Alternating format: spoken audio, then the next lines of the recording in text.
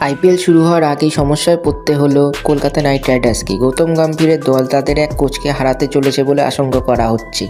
ইতিমধ্যে সেই কোচ অন্য একটি দলের সঙ্গে যুক্ত হয়েও গিয়েছেন। এই পরিস্থিতিতে কলকাতা নাইট রাইডার্স বা সেই কোচ কী করবেন এখন সেটাই প্রশ্ন।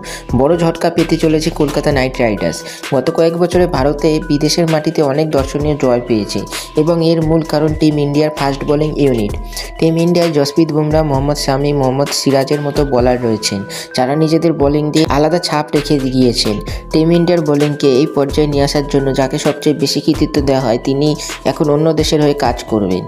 এই ব্যক্তির নাম ভরত অরুণ, যিনি ভারতীয় দলের বোলিং কোচ ছিলেন। ভরত অরুণকে শ্রীলঙ্কা ক্রিকেট বিশেষ কাজের জন্য বেছে নিয়েছে। এই তিনজনকে দলের কোচের দায়িত্ব দেয়নি Sri Lanka cricket board.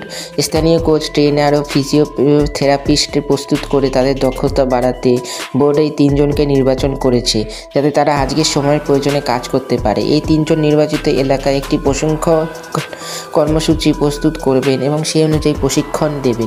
Sri Lankan cricket board এক বিবৃতি জারি করে এই কথা জানিয়েছে। শ্রীলঙ্কা বোর্ডের নির্বাহী কমিটির সভায় এই সিদ্ধান্ত নেওয়া হয়েছে। এছাড়া শ্রীলঙ্কার স্কুল টুর্নামেন্টে ভালো করা জুনিয়র ক্রিকেটারদের সম্মানিত করার সিদ্ধান্ত নিয়েছে এই কমিটি। অনূর্ধ্ব 19 ও অনূর্ধ্ব 17 পর্যায়ে পুরস্কার দেওয়া হবে। দুবার টিম ইন্ডিয়ার অংশ ছিলেন ভরত অরুণ। ভরত অরুণ দুবার টিম ইন্ডিয়ার সঙ্গে কাজ করেছেন। 2014 সালে টিম ইন্ডিয়ার সঙ্গে প্রথম কাজ করেছিলেন ভরত অরুণ। এরপর 2017 সালে রবি শাস্ত্রী যখন টিম ইন্ডিয়ার হেড কোচ হন তখন তিনি ভরত অরুণকে দলে যুক্ত করেন। 2017 সাল থেকে ভারত টিম ইন্ডিয়ার বোলিং কোচের দায়িত্ব নেন এবং 2021 সালে টি-20 বিশ্বকাপ পর্যন্ত দলের সঙ্গে ছিলেন। এর আগে বেঙ্গালুরুতে জাতীয় ক্রিকেট একাডেমির প্রধান ছিলেন এবং ভারতীয় অনূর্ধ্ব 19 দলের কোচ হিসেবেও কাজ করেছিলেন।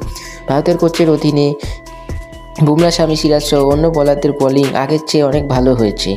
এই অবস্থায় প্রশ্ন, কলকাতা নাইট রাইডার্সে তার ভবিষ্যৎ কী? আশঙ্কা থাকলেই এখন নিশ্চিত করে কিছু বলা যাচ্ছে না। ক্লাবের পক্ষ থেকে কিছু বলা হয়নি। অফিসিয়ালি অরুণ এখনও কলকাতা নাইট রাইডার্সের সঙ্গে যুক্ত রয়েছেন।